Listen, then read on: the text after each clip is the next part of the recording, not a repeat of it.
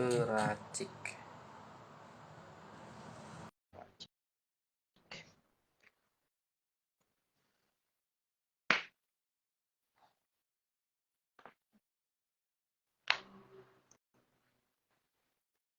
Mana putih?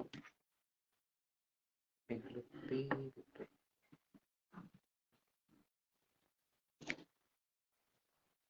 Halo Pak, halo Pak. Pak Abdurrahman. Kita menunggu dulu bergabungnya pemateri peracik.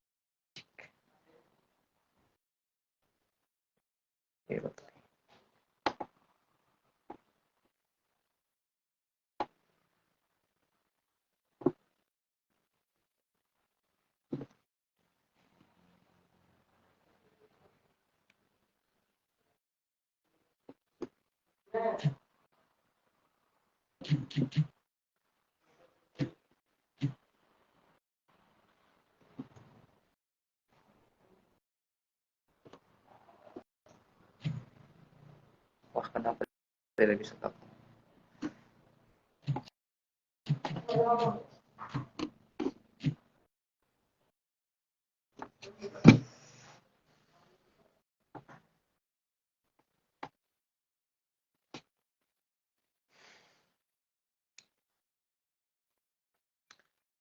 Peracik kopi.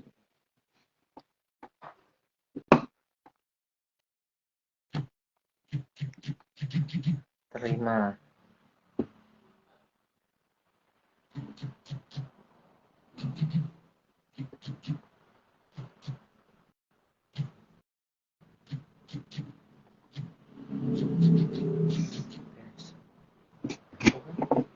Satu ya. Peracik.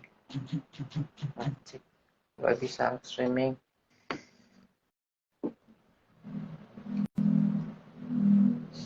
Waktu udah jam 8 lebih.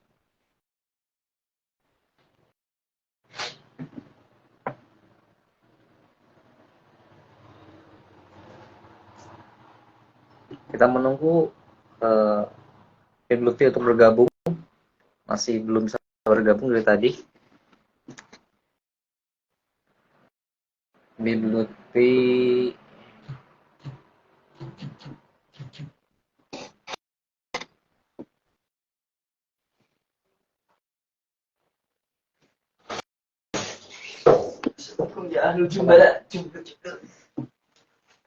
hangat bos. Mana gelasnya? Udah mulai ini. Tapi belum, masih susah untuk bergabung nih. Waduh, ya udah saya aja. Waduh, Lutfinya kok. Mas, saya belum baca ini. Ini. Udah gelas-gelas aja. Gak bisa bergabung ya Lutfi. Kenapa ya? Tahu bunyi. Berarti saya nggak telat banget ya? Iya. Bergabung kenapa ya? Nah ini. Halo, Diana. Kita masih menunggu. Menunggu pagi yang gerimis. Habib Lutfi belum bisa bergabung. Kenapa? Habib Lutfi peracik. Kenapa ya? Masih ada itu. Dibuka ini ya, lemari ini ada. Oh iya. Oke. Habib Lutfi, halo. Halo Ustadz Fadil. Halo. Masih menunggu materi ya malam ini. Tidak kenapa tidak bisa berkoneksi. Halo Diana. Diana, kakak jauh. Aduh. Aku ingin. Salam dari Bang Wox ini. Diana. Berapa? Berapa katanya nih Diana. Kenapa tidak bisa masuk? Coba cek Lutfi. Hah? Lutfi. Ayo terima ininya, invite-nya, undangannya.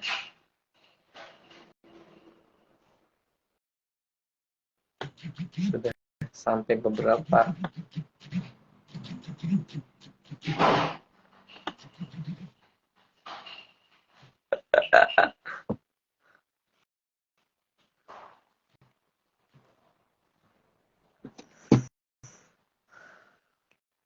Bisa nggak, Bim? Nggak bisa bergabung ya? Hmm? Ya on, tapi nggak bisa bergabung. Kenapa ya? Racik. Nggak bisa bergabung. Kenapa ya? Apa karena sinyalnya yang terganggu?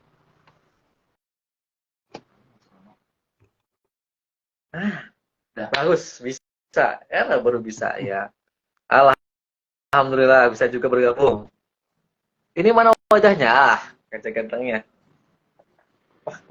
Pakai Apa? Mas. Halo. Oh, Habib. Wah, bingung gini rancuk. Pakai laptop udah bisa dah. Kenapa?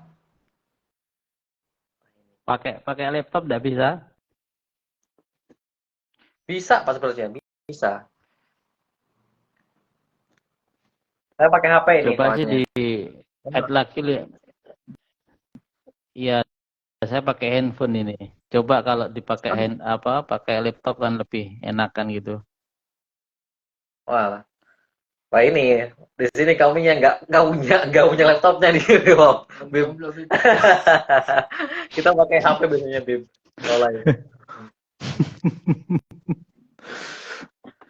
Baiklah, tidak masalah. Oke, karena udah bergabung narasumber malam ini, kita mulai aja, Bib ya. Mulai, Bib ya, Bib ya. Siap. Siap, oke. Assalamualaikum warahmatullahi wabarakatuh. Waalaikumsalam wabarakatuh. Bismillahirrahmanirrahim. Alhamdulillahirabbil alamin. Allahumma sholli ala sayyidina wa maulana Muhammad wa ala alihi washabihi ajmain. Amma ba'du. Yang pertama yang kami hormati Profesor Dr. Ngawan Naim MHI selaku pembina SPK Tulung Agung dan juga Pusat. Kepada narasumber malam ini Habib Lutfi, atau yang mungkin mahasiswa sebutnya dengan Muhammad Mustafa Lutfi MPD. Biasanya kami menyebutnya Habib Lutfi ya, Habib Lutfi. Meskipun kemudian kata Habib itu sekarang ini menjadi sensitif ya, karena ada semacam berusaha membuktikan kesohihannya. Oke. Malam ini saya kira ini merupakan hal yang luar biasa, karena malam ini edisi 8 ini kita akan meloncat dari pembahasan karya yang sifatnya non-fiksi kepada fiksi. Ya. Dan Habib Lutfi ini merupakan orang pertama nih, selamat Habib, orang pertama yang kemudian akan membedah karya fiksi. Dan saya kira dengan novel Anak Angkotnya yang luar biasa, yang dimana kita akan bisa belajar banyak tentang bagaimana perjuangan hidup seorang Mukhtar menjadi rampal, dan juga teman-temannya bagaimana bergabung dengan tempat datang Prof. Kemudian akan bertemu dengan Dawam, Cokro dan teman-temannya, dan tentunya saya tidak ingin panjang lebar untuk semacam mengulas tentang novelnya. Biarkan Habib Lutfi akan mengulas bagaimana isinya, seperti apa plotnya, siapa aja tokohnya, kemudian pesan dan kesan moral apa aja yang bisa kita ambil dari novel Habib Lutfi ini.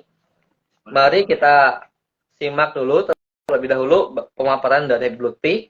Kepada Habib Lutfi, dipersilakan ya Habib, mungkin sekitar 20 menit atau 30 menit gak apa-apa lah untuk menerangkan bagaimana plot ataupun cerita dari novel Anak Angkot tersebut. Silakan Habib. Baik, terima kasih. Assalamualaikum warahmatullahi wabarakatuh. Waalaikumsalam warahmatullahi wabarakatuh. Perlu saya disclaimer dulu ya, saya ini Habib dari Ya, jalur transfusi darah gitu ya. Jadi saya pernah dapat transfusi darah dari seorang Sayyid, otomatis saya menjadi Habib ya.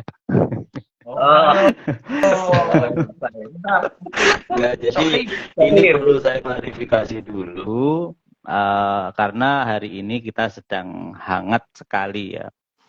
Hangat sekali pembahasan tentang nasab, dan ini sensitif sekali.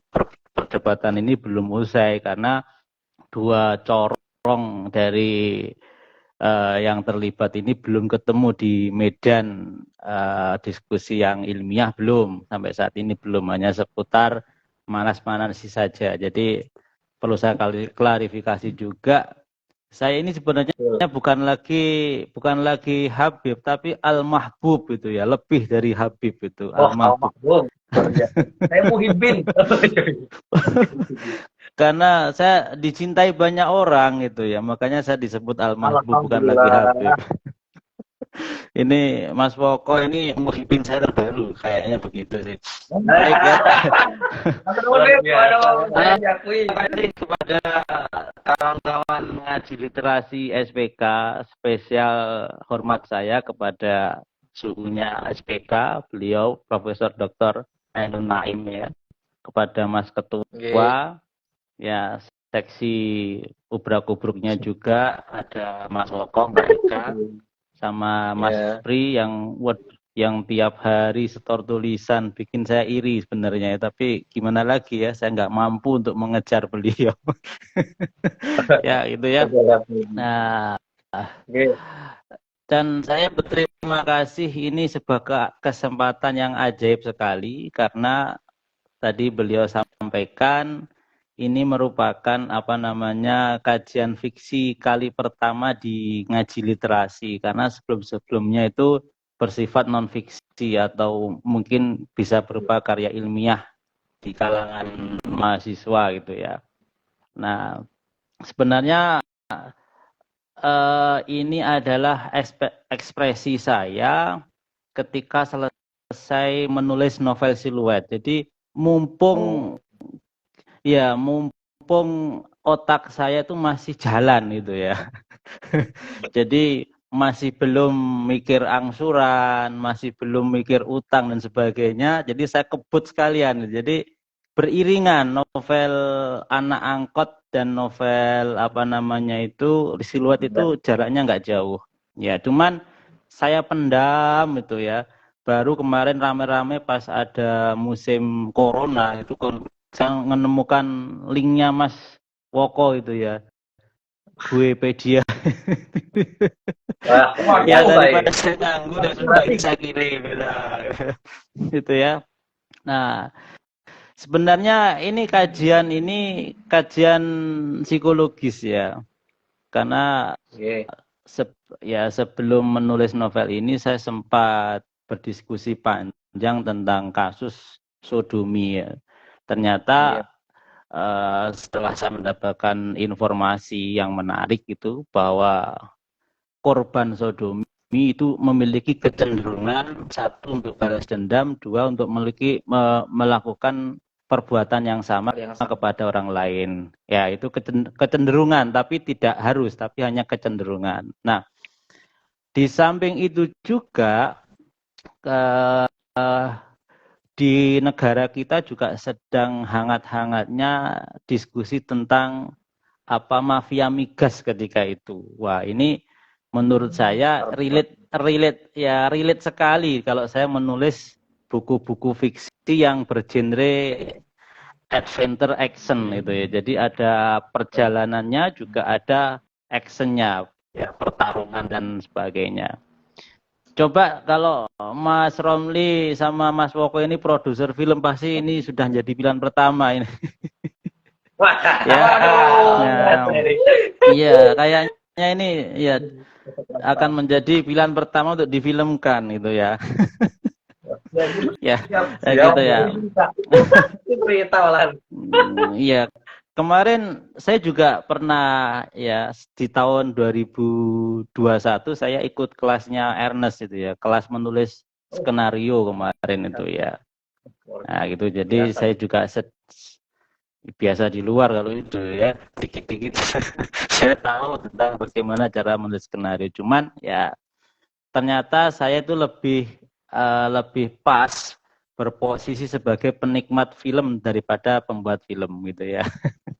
Karena penikmat film itu bebas bersuara apapun, termasuk saya mengkritik kemarin film yang saya tonton, Hati Suwita, itu aneh ya. Dari awal sampai akhir saya ketawa. Sementara yang lain pada nangis, saya ketawa sendiri sama istri saya nonton. Ini film apa sih? Ya itu namanya penikmat film. Jadi boleh ngomong apapun boleh. Nah, baik itu sebagai pengantar ya.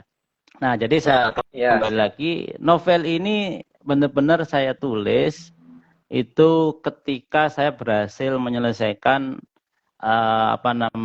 novel siluet yang kebetulan sekali diterbitkan oleh Elkis, dan tadi saya bilang bahwa mumpung otak saya masih panas, terus kemudian saya masih belum punya ikatan kerja apapun, saya masih ngelandang ketika itu di Malang gitu ya. Saya sempat ngelandang Mas ya, lontang-lantung nggak jelas, ya ngopi itu numpang di kafe ketika ada acara gitu ya.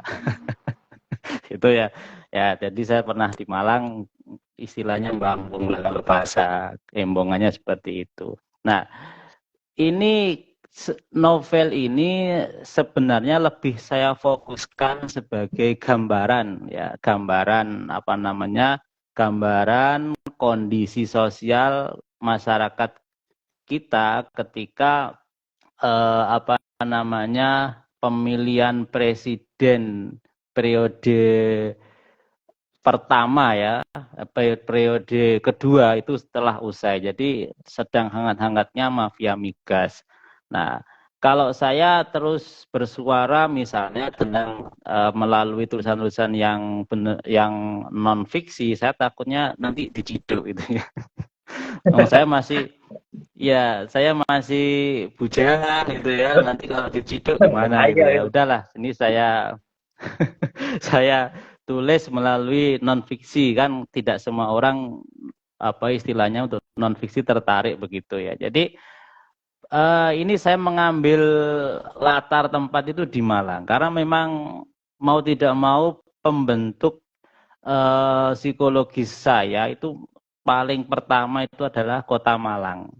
Saya datang 2003 ya. 2003 mungkin Mas Woko ini masih masih usia berapa ya, masih kecil sekali mungkin ya.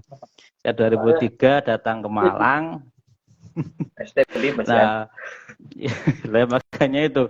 Nah, dan saya tidak di pesantren meskipun basic saya, latar belakang saya atau masa lalu saya adalah pesantren. Ketika saya lepas di Malang itu kayak singa yang lepas dari kandang gitu ya.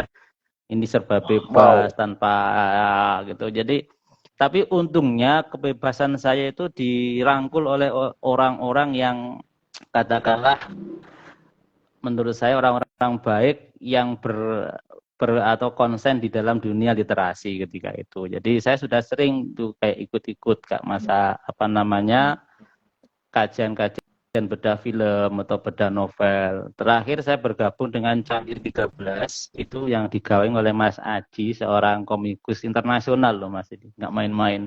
Pernah pameran book fair itu di Jerman ketika itu. Nah, jadi karena proses kehidupan saya di Malang seperti itu, maka gaya tulisan saya ya, kasar-kasarnya tulisan saya 90% itu terpengaruh oleh kehidupan di Malang, kan begitu ya. Makanya saya ambil latar itu setting tempatnya di Malang. Nah, saya menceritakan bagaimana keadaan masyarakat ya, kalau kita menyebutnya miskin itu gimana, tapi pemerintah punya cara yang ajaib untuk membungkam masyarakat kecil dengan memberi istilah baru prasejahtera. Itu padahal mau bilang masyarakat kere gitu. Tapi itu cara pemerintah bagaimana masyarakat masyarakat marginal dicekokin dengan istilah-istilah yang kayak gitu, dibikin prasejahtera itu waduh keren. Padahal itu ya sama maknanya dengan kere atau sebagainya gitu ya. Karena saya juga berangkat dari masyarakat marginal, saya juga seperti itu, jadi saya bersuara. Nah, Dawam ini adalah seorang Mukhtar ini adalah seorang anak angkot ya. Anak angkot itu maksudnya bapaknya itu seorang supir angkot. Nah, supir di sini bukan berarti bapaknya ini memiliki mobil, tidak. Itu masih musim ya. Istilahnya kalau dalam bahasa kampung saya itu nyalter itu apa setoran. Nah, jadi membawa angkotnya majikan ya, membawa angkotnya majikan nanti per hari setor berapa. Nah, gitu ya.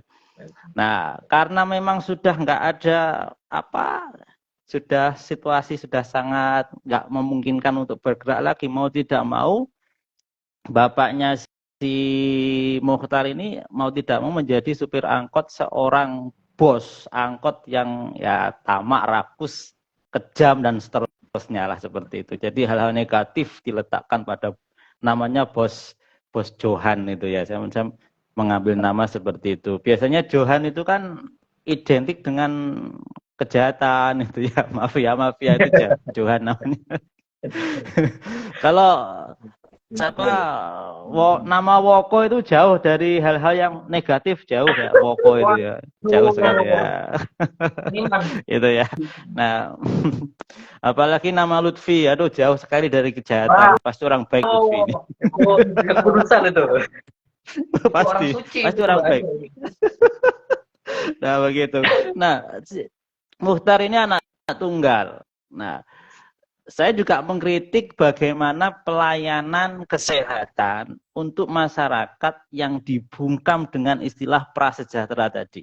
Ya, jadi ketika yang datang itu ibunya Mukhtar sebagai pesakitan, miskin, ya, dari kalangan kumuh, apalagi cuma supir angkot, ya sudah dilengkap komplit sudah ketika si ibunya ini adalah orang-orang dalam tanda kutip buta huruf, gak ngerti apa-apa. Ya sudah, ini menjadi santapan empuk bagi pelayan kesehatan yang ada di masyarakat. Biasanya begitu, saya sering kali melihat begitu. Kalau orang biasa berobat itu, apalagi yang maaf ya BPJS itu, kalau nyontek itu nggak tahu sonteknya dikasih bios apa enggak, saya nggak tahu juga itu.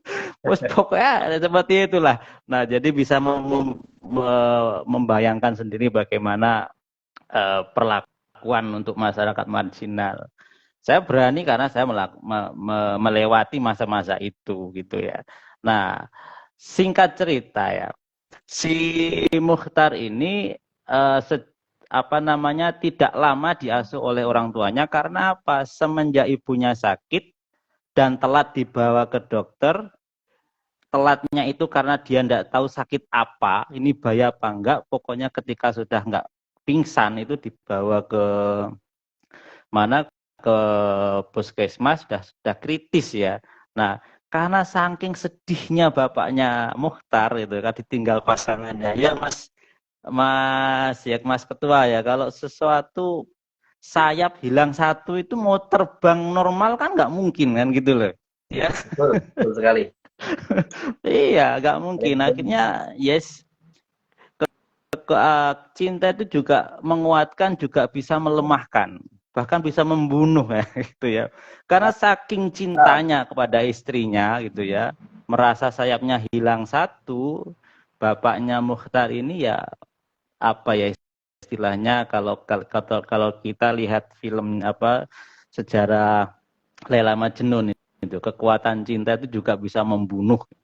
Akhirnya saking ya kalau dalam bahasa Jawanya ngengkleng, nggak kuat mikir, akhirnya juga nyusul. Nah, anak sekecil itu ya, sekecil Mukhtar masih SD kelas 6, kalau saya lupa kelas 6 atau kelas 4 itu ya, harus ditinggal kedua orang tuanya dan nggak punya siapa-siapa, dia hanya tahu satu nama yaitu Bos Johan. Padahal Mukhtar tahu Bos Johan ini orang jahat yang suka menganiaya keluarganya. Tapi mau nggak mau dia harus makan, harus tidur itu. Nggak mungkin dia sendirian di rumah. Akhirnya dia nekat datang ke Bos Johan. Di sana dia disambut ya. Disambut bukan layaknya anak, tetapi sebagai pembantu penerus dari bapaknya tadi. Jadi seusia SD kecil itu Bos Mukhtar ini sudah melakukan kegiatan-kegiatan yang selayaknya dilakukan oleh orang-orang dewasa. Ya, semua orang ngopel angkot, nyuci angkot dan seterusnya. Tetapi ya nilai lebihnya atau mungkin kebaikan Tuhan di situ turun. Dia ditemukan oleh seorang pembantu namanya Mbok Jarminah. Nah, ini anak kecil yang kehilangan kasih sayang gitu ya, ketemu seorang perempuan yang nyambi menjadi ibu, otomatis hubungan rohani itu terbentuk. Akhirnya apa, dekat Mukhtar menjadi sangat dekat dengan Mbok Jarmina. Nah, perlu diketahui, Bos Johan ini selain bos angkot, dia juga memainkan peran di dalam peta perpolitikan di daerah sana, gitu ya. Ya, saya menulis apa adanya. Tokoh politik itu tidak bisa jauh-jauh dari pengusaha kaya, itu tidak bisa. Satu. Kedua, tidak bisa jauh dari kiai atau agamawan, itu tidak bisa. Nah, ketika mereka dekat, pasti ada yang namanya kesepakatan atau MOU itu ya. Saya dapat apa, kamu dapat apa, itu pasti. Itu tidak mungkin tidak. Kok tahu Pak Lutfi, saya pernah jadi jurkam. Kapannya? Ya, tapi nggak jadi dulu yang saya jurkami nggak jadi. Itu pasti ada namanya politik balas budi istilahnya gitu ya. Kalau kamu jadi, nanti saya dapat wilayah mana, bagian pegang proyek apa, itu pasti. Nah, ternyata orang-orang yang ngumpul di Bos Johan ini juga dari tokoh-tokoh politik setempat yang dalam tanda kutip ya yang apa istilah yang jahat lah seperti itu ya. Mau nggak mau semua politik jahat sih menurut saya. Nah, itu jahat. Nah, ternyata selain mereka jahat, ada satu laki-laki tokoh politik di sana itu memiliki kecenderungan atau apa istilahnya apa ya, orientasi seksual yang menyimpang.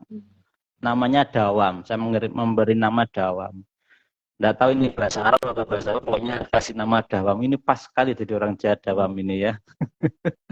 Nah, ketika si Dawam dan kawan-kawan ini ya berkumpul di rumahnya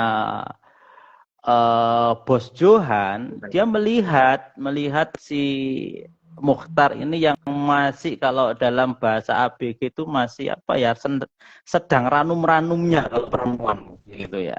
Akhirnya orientasi yang menyimpang itu tumbuh memiliki jalan. Ya, terjadilah kesepakatan itu. Akhirnya Bos Johan menyerahkan si Mukhtar ini ke Dawam untuk seperti itulah kejadiannya. Nanti bisa dibaca sendiri, sudah saya share novel saya. Nah, ini novel ini benar-benar bahasa yang tidak saya apa ya, tidak saya redam kekasarannya. Saya apa adanya. Kasar biarin begitu. Memang saya bentuknya seperti itu. Nah,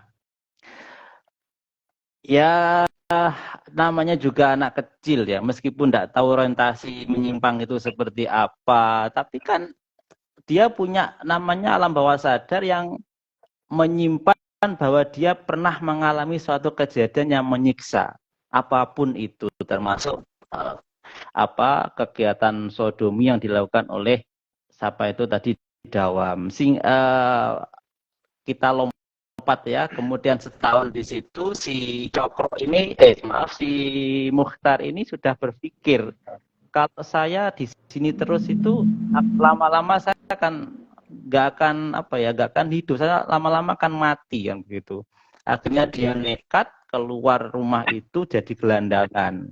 Tahu kan gelandangan seperti apa? Lah, melompat lagi sampai dia usia remaja lah. Disinilah mulai konflik itu mulai benar-benar nyata itu di sini. Ketika ada si Mukhtar ini sudah berusia ABG lah, sedang kuat-kuatnya itu di usia 18 tahun menuju 20 tahun. Nah, di sini ya yang menjadikan dia terkenal itu karena dorongan dirinya yang pernah mengalami proses pelecehan seksual itu tadi, dia muncul dorongan itu. Karena apa? Dia melihat ada anak kecil juga sedang dilakukan sama dengan dirinya dulu. Tapi untungnya dorongan ini ada dorongan yang membunuh si pelaku ketika. Jadi dendamnya itu bukan dendam yang melakukan kegiatan yang sama, tetapi dendam yang membunuh pada pelaku. Ini nanti kalau dibaca di psikologi istilahnya apa saya kurang tahu, tapi ada seperti itu. Ya.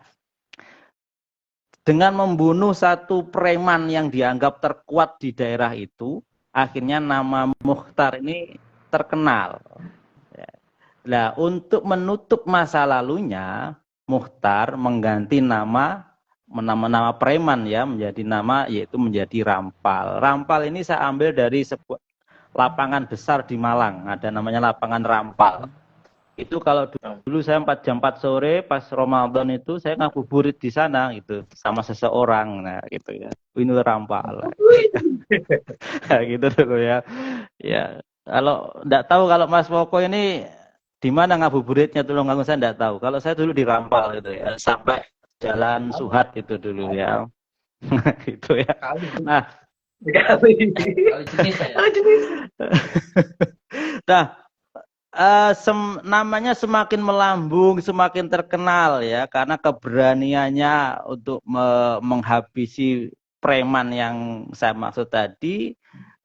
Dia seperti gula yang didatangi semua. Jadi preman-preman kerucuk-kerucuk itu pada datang ke Rampal. Saya datang ngumpul, ngumpul dan mengatakan kami siap menjadi anggota Anda, istilahnya begitu ya. Berbaiat setia menjadi anak buah yang loyal seperti itu. Tapi uniknya, saya bikin uniknya apa? Meskipun ini kelompok preman, tapi masih punya nilai kebagusan. Ya, apa kebagusannya?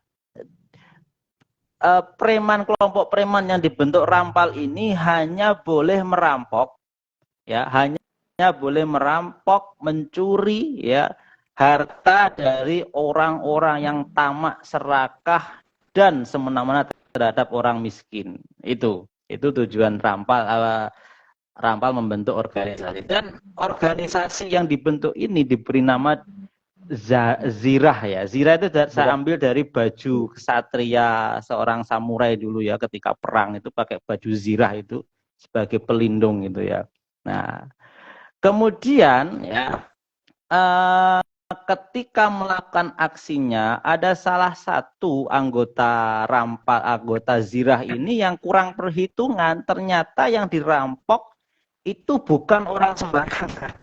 Namanya Cokro. Nah, Cokro ini orang yang bermain apapun di pemerintahan.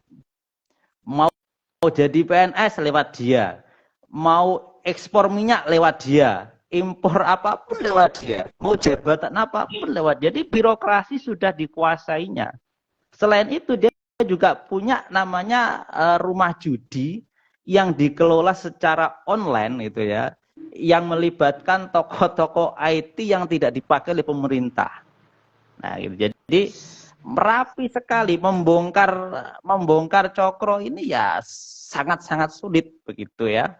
Karena memang melibatkan orang-orang yang ahli dalam bidangnya, bisa meraup keuntungan dari rumah judi online yang tidak satu pun tidak menduga kalau itu punya Cokro. Nah, itu ya. Jadi salah satu anggota Zira itu tadi yang dilawan bukan orang sembarangan, ini gajah yang dilawan. Ya karena gajah ya nggak mungkin lah gajah diem saja kalau diserang, pasti melawan. Apalagi yang lawan cuma seekor rusa gitu ya. Akhirnya apa? Si Cokro ini ngamuk lah istilahnya, kalau ngamuk kemudian segala kekuatan ia kerahkan, akhirnya Zirah itu habis ya. Zirah habis sampai ini si Rampal harus mengungsi di luar Indonesia, memasukkan namanya di identitas sampai dia ke mana Mas, saya lupa, di Kamboja ya, di sebuah kuil kalau ya itu ya. Nah, tapi sebelum kita menyudahi ini ada perlu saya sampaikan. Nah, ada sisi teknologi yang saya selipkan di sini. Ada buah imajinasi saya, misalnya si Rampal ini berkawan akrab dengan yang namanya Zuhdi. Zuhdi ini mahasiswa DO. Karena apa? Dia berhasil mencuri uang kampus tanpa ketahuan secara online. Nah, ini gimana mikirnya gimana?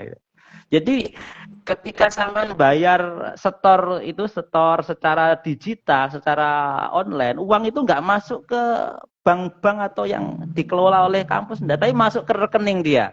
Akhirnya dia ketahuan, dikeluarkan, mengasingkan diri, ketahuan sama apa ini, kemudian gabung sama Rampal, ya mencoba untuk menghajar yang namanya Cokro. Tetapi ya itu tadi, gajah dilawan dengan rusa itu sulit untuk menang. Nah itu ya. Akhirnya sampai sampai Rampal dikejar, lari sampai ke Kamboja, di hutan sana terjadi pertarungan sengit antara anak buah Cokro. Meskipun ya sekuat-kuatnya Rampal untuk melawan, kalau satu orang melawan banyak orang yang memiliki keahlian khusus, saya kira sulit untuk menang. Saya adil dalam novel ini, adil. Saya nggak harus tokoh utama menang, enggak. Saya adil. Saya objektif. Kalau emang kalah kekuatan, ya kalah. Nah, maka yang ingin saya tampilkan di sini ada 3 hal sebenarnya. Satu, keperpihakan pihak pemerintah terhadap masyarakat termarginalkan atau dalam tanda kutip prasejahtera itu masih sangat-sangat kurang sampai hari ini, kritikan saya. Yang kedua, pengusaha itu selalu saja bermain dengan tokoh-tokoh politik untuk mengamankan bisnisnya atau usaha keluarganya. Kalau itu positif ya bagus, tapi kalau misalnya tentang mafia migas dan sebagainya itu sangat berbahaya. Nah itu.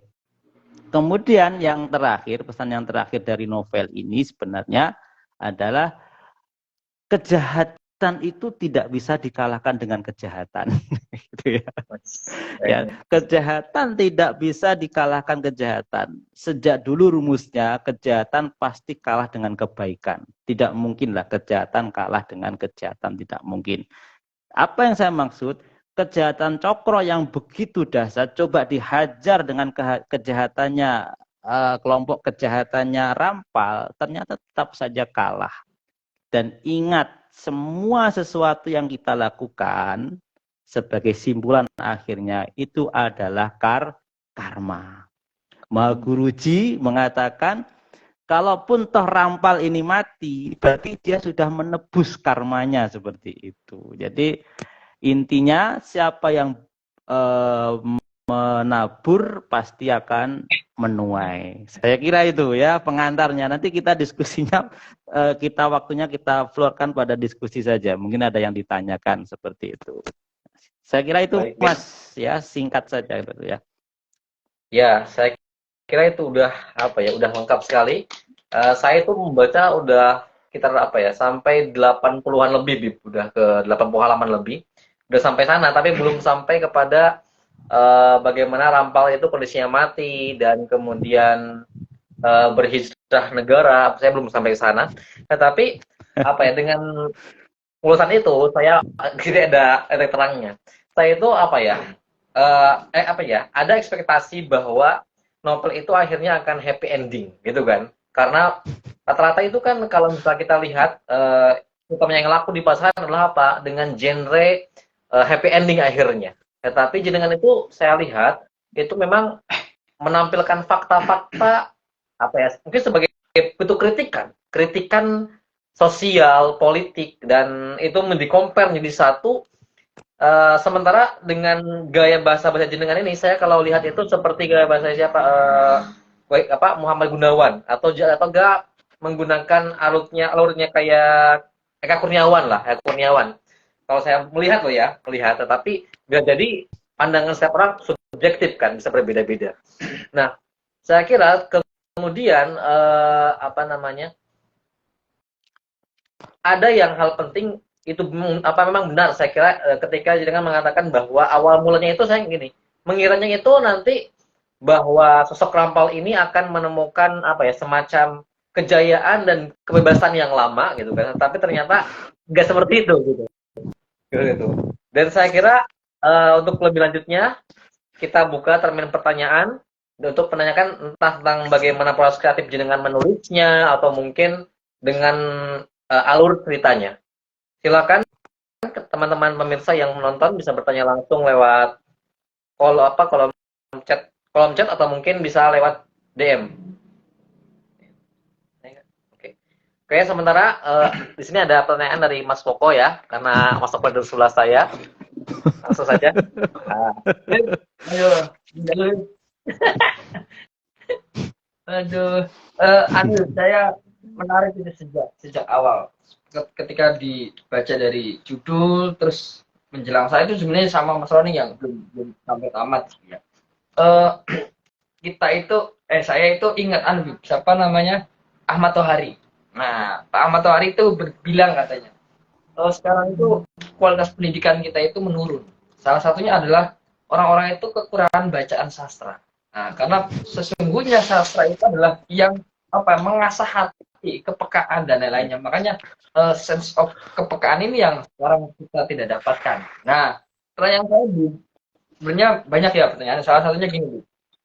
Ini setidaknya pandangan saya sebagai seorang analisis cek-cek. Nah, kebetulan saya itu punya novel itu cuman baru 2 kalau nggak salah. Itu pun saya nikmati gaya bahasa, tidak alur cerita. Alur cerita itu adalah bagian dari melukis imajinasi sebenarnya itu sih, tapi lebih ke bahasa. Nah, yang sekarang ini beda dalam catatan saya beda. Orang itu senang soal percintaan, rumah tangga, sama horor. Ini 3 hal yang sangat laku gitu ya ketika kita ngomong pasar. Tetapi sangat jarang orang yang masuk ke ranah kedua dan ketiga, yaitu heroisme dan pendidikan. Pendidikan itu termasuk yang paling terakhir gitu. Kalau dibandingkan dengan film-film yang di India itu ada dari cerita-ceritanya itu. Lah sebenarnya menurut panjenengan Bibit ya, itu ada faktor apa gitu di tengah masyarakat Indonesia yang mungkin dalam tanda kutip minim bacaan lah. Nah itu ya. Satu itu dulu, Bib. Nanti selanjutnya ya kita sharing lah. Baik. Ini langsung Mas Hafiz ya namanya ya, Mas Ketua ini. Ya, silakan langsung, Mas. Langsung aja, Pak. Mas Roni ya, Mas Roni. Roni ya. Sebelum saya menjawab, saya punya statement yang mungkin agak menggelitik. Hari ini tugas penulis itu hampir purna. Karena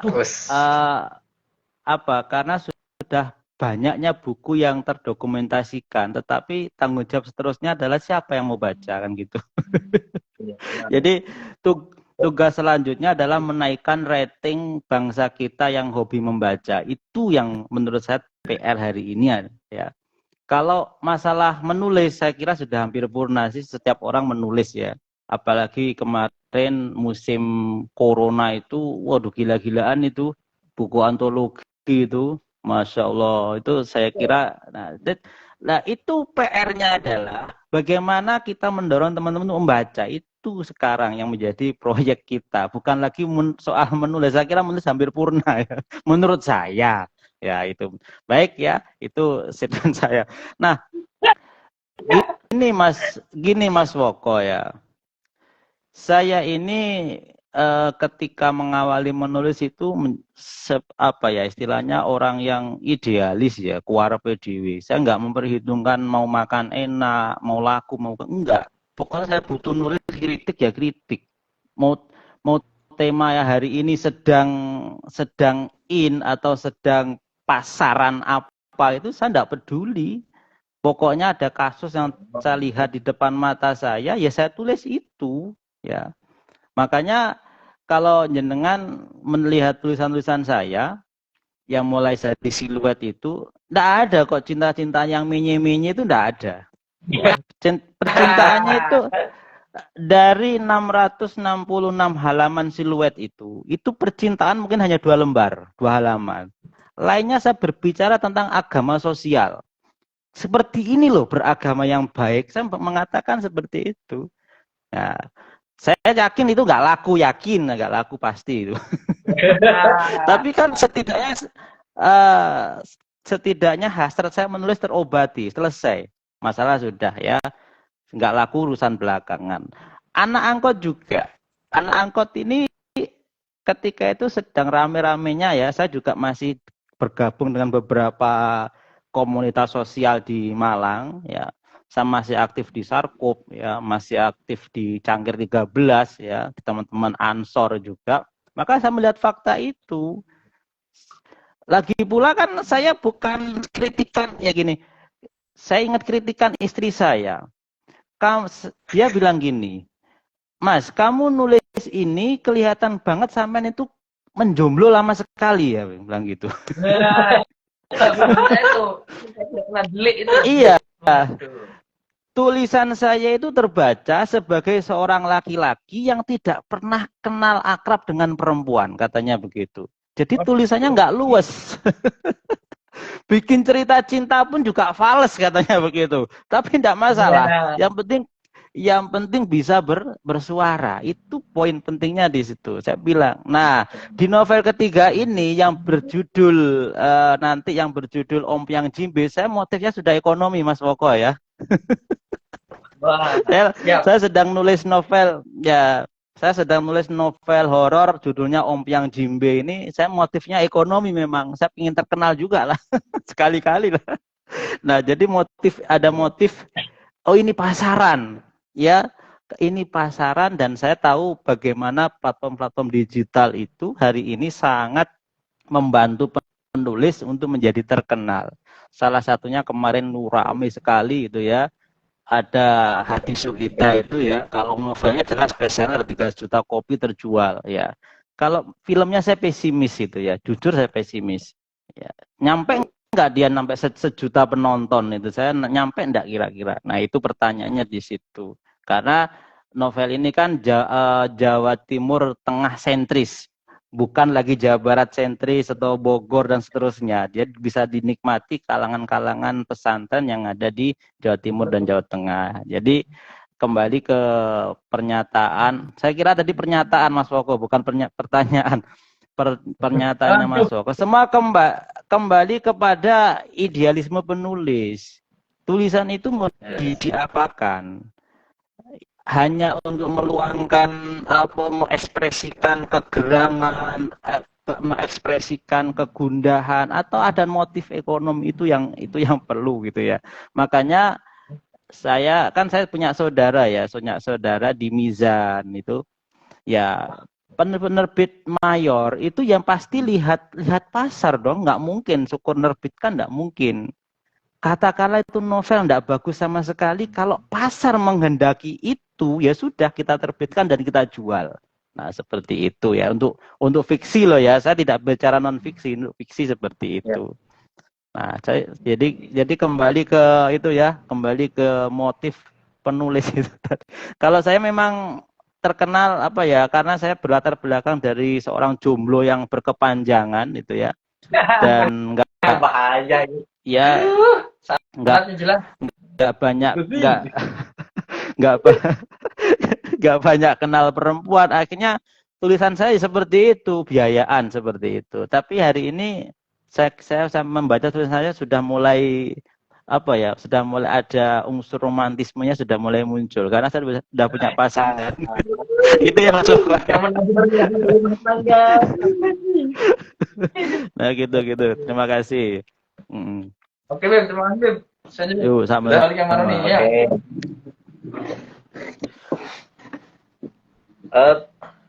Saya kira menarik ya, Beb, yang ditanyakan oleh Mas Moko. Saya malah terpantik untuk melindaklanjuti apa yang ditanyakan Mas Moko tadi.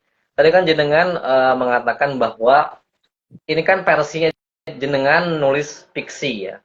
Terus bagaimanakah apakah ada perbedaan deh? Semisal tatkala kita menyampaikan misalkan dalam bentuk non fiksi dan fiksi. Nah, misalkan ini kan dalam konteksnya kritik fiksi. Nah, mungkin menurut versi jenengan nih loh, apakah ada perbedaan yang mendasar gitu? Ya, pastilah, Mas. Saya sejak jadi dosen itu saya mengeluh pada diri saya sendiri. Ketika saya buat makalah gitu ya, kok tulisan saya jadi begini ya begitu. Itu ya. Ya, saya belum bisa memisahkan bagaimana menulis sastra dengan bagaimana menulis tulisan ilmiah itu. Jujur saya mengalami proses itu yang sangat-sangat menyesakkan dada. Ketika saya menulis jurnal itu ya, untungnya akhirnya kan saya bahasa Arab, saya alihkan ke bahasa Arab aman. Ketika berbahasa Indonesia, saya nulis makalah, nulis jurnal itu, saya baca satu paragraf masih ilmiah banget ya. Sudah paragraf 2, paragraf 2, ini kok kayak buah imajinasi. Itu seringkali muncul. Nah, seringkali muncul ketika mungkin saya bilangnya kebiasaan saya menulis sastra itu akan berpengaruh sekali ketika kita menulis tulisan ilmiah. Jadi kalau ditanya apakah ada perbedaan, ya sangat berbeda, Mas. Jadi kalau sastra itu tidak terlalu terikat dengan namanya kebakuan. Ya, tidak terlalu terikat dengan namanya kebakuan. Tapi kalau nulis jurnal itu, tulis ilmiah itu kan ada PPKI, pedoman penulisan karya ilmiah. Jadi ada role model, ada rel yang harus diikutin dan bahasanya harus begini gitu. Tapi kalau sastra kan menurut saya itu ekspresi dari seorang penulis untuk mengungkapkan apa yang ada di kepalanya ya. Ya itulah saya. Jadi sangat-sangat berbeda menurut saya, dan saya mengalami proses itu lumayan lama sih. Dari awal nganggur, ya kumpulan sayanya orang seni, orang sastra, tiba-tiba saya jadi dosen dan harus bikin tulisan ilmiah. Itu Masya Allah, saya perjuangan berat ya gitu. Itu Mas Roni ya, saya kira itu. Terakhir mungkin dari saya nih, bagaimana tips? Nah ini tips nih, tips untuk menulis novel. Apalagi kalau misalkan kita punya backgroundnya itu udah nulis serius nih, serius atau non fiksi, kemudian mau nulis fiksi atau sebaliknya, itu kan pasti ada semacam ada bonding atau kesusahan untuk membedakan. Itu bagaimana tipsnya supaya bisa sesuai relnya lah, misalkan sekarang fiksi ya fiksi, non fiksi non fiksi gitu. Oke, saya lebih ke arah fiksinya aja ya, karena saya memang berangkat dari sastra fiksi. Ya, jadi rasa atau kekuatan rasa seorang penulis fiksi itu tidak bisa dibuat-buat, itu saya kira itu. Jadi muncul dengan sendirinya, lalu seterusnya bagaimana kita mengelola itu. Nah, jadi ketika itu saya itu mulai SD itu sudah punya imajinasi bagaimana saya mampu menembus tembok, ya, terbang menembus tembok, meloncat antara satu atap rumah ke atap rumah yang lain, itu imajinasi kan. Lalu ketika saya sudah SMP, saya sudah mulai sadar imajinasi ini nggak harus berhenti pada imajinasi, maka kita harus. Nah, kalau tips saya seperti yang disampaikan oleh Prof. Naim itu ya, orang kalau mau menulis mustahil tanpa membaca dulu, itu mustahil. Ya, jadi orang kalau mau bisa menulis wajib hukumnya membaca dulu. Jadi ibaratnya membaca dan menulis itu adalah dua sisi mata uang yang nggak mungkin bisa dipisahkan. Dulu saya sebelum berani menulis, saya baca novelnya Di Lestari yang Supernova itu 5 kali khatam itu ya. Sampai selesai serinya itu. Kemudian punya Andrea Hirata, Ahmad Tuhari, kemudian yang yang Kasar Purno itu saya baca juga novel itu. Jadi Ayu Utami, saya habis itu semua bukunya Ayu Utami sudah saya baca. Nah, artinya apa? Kita harus punya pemicu. Kalau passion kita di sastra ya sudah, itu yang kita gelutin, yang kita baca ya bidang-bidang sastra. Maka kalau kita sudah seperti itu, sudah punya bahan bakar, tips yang terakhir adalah sudah duduk di depan laptop dan menulis. Nggak ada yang lain itu. Nah, saya kira itu. Kalau untuk non fiksi saya kira teman-teman lebih mafhum ketimbang saya yang berangkat dari dunia fiksi itu ya. Nah, saya kira itu Mas Roni. Nggak ada tip khusus, nggak ada. Tipnya hanya membaca, menulis, dah gitu aja. Nggak ada yang lain sudah. Ya, luar biasa ini. Lain bisu banget, nggak apa-apa. Eh, saya, saya kira diskusi malam ini sangat luar biasa karena semua dari awal sampai akhir itu daging semua, berisi semua, tidak hanya pengantar, tapi saya kira berisi semua dan ada tips-tipsnya pula. Eh, untuk sebelum kita mengakhiri, karena ini udah jam 8 kurang berapa menit? Oh, jam 9 kurang 4 menit. Untuk terakhir, Bib, silahkan memberikan closing statement untuk pertemuan kali ini. Ini yang rawan, waktu yang pendek tapi rawan sekali. Ini pinggir jurang, ini bahaya ini. Ya, jadi gini, kalau menurut saya, menulis itu menurut saya ya adalah meditasi, ya. Menulis itu adalah meditasi ketika kita tidak mampu merenung, melenturkan pikiran, maka larilah ke tulisan karena itu bisa meredam segala gejolak apapun yang di dalam jiwa kita. Apapun itu kesedihan, kebahagiaan yang berlebihan, problem apapun itu akan menjadi ringan kalau kita sudah mulai menulis. Saya kira itu. Jadi yang teman-teman saya harap itu ya, ketika kalian sudah concern dalam tulisan, apapun problem yang mengelilingi kalian, maka itu jadikanlah sebagai bahan bakar untuk menulis. Saya kira itu Mas Roni ya. Ya, sangat luar biasa ininya, kata terakhirnya, dan saya kira closing statement jenengan itu mengingatkan saya kepada kebiasaannya penulis almarhum Herno Hasim yang udah meninggal. Itu beliau itu bagaimana menjadikan menulisnya sebagai tradisi, menulis sebagai pelarian ataupun solusi daripada segala masalah gitu, luar biasa. Nah, mungkin demikian ya untuk pertemuan malam ini. Saya ucapkan terima kasih kepada Ibu Lutfi yang berkenan ini diundang oleh kami, karena saya kira jenengan ini waktunya sangat luar biasa, sibuknya, padat sekali, merayap bahkan. Dan tentunya ini saya kira semoga kedepannya setelah edisi berikutnya, semoga teman-teman bisa juga hadir untuk narasumber, utamanya mengenai non-fiksi, fiksi. Dan semoga ini bukan akhir ya edisi literasi, dan tentunya tujuan kenapa sih kita ini melakukan seperti ini ya, supaya teman-teman aktif kembali menulis di grup, ataupun kemudian teman-teman bisa mengikuti jejak seperti halnya Habib Lutfi seperti ini, menulis novel ataupun non-fiksi dan sebagainya. Demikian pertemuan malam ini. Mohon maaf atas segala kurangannya. Terima kasih banyak kepada Lutfi. Semoga apa yang sudah disampaikan jenengan bisa menjadi amal jariah. Dan tentunya jika ada yang berkenan membeli bukunya Lutfi, silakan bisa langsung kontak langsung penerbitnya atau Habib Lutfi, atau mungkin kepada tim redaksi kami di sini. Betul. Demikian kami dari segenap tim redaksi ya, tim selamat kerja, mengucapkan terima kasih. Assalamualaikum warahmatullahi wabarakatuh. Waalaikumsalam warahmatullahi wabarakatuh. Salam literasi, Bib. Oke, salam. Ini salam ini macam-macam. Dulu kalau 2012 bahaya ini.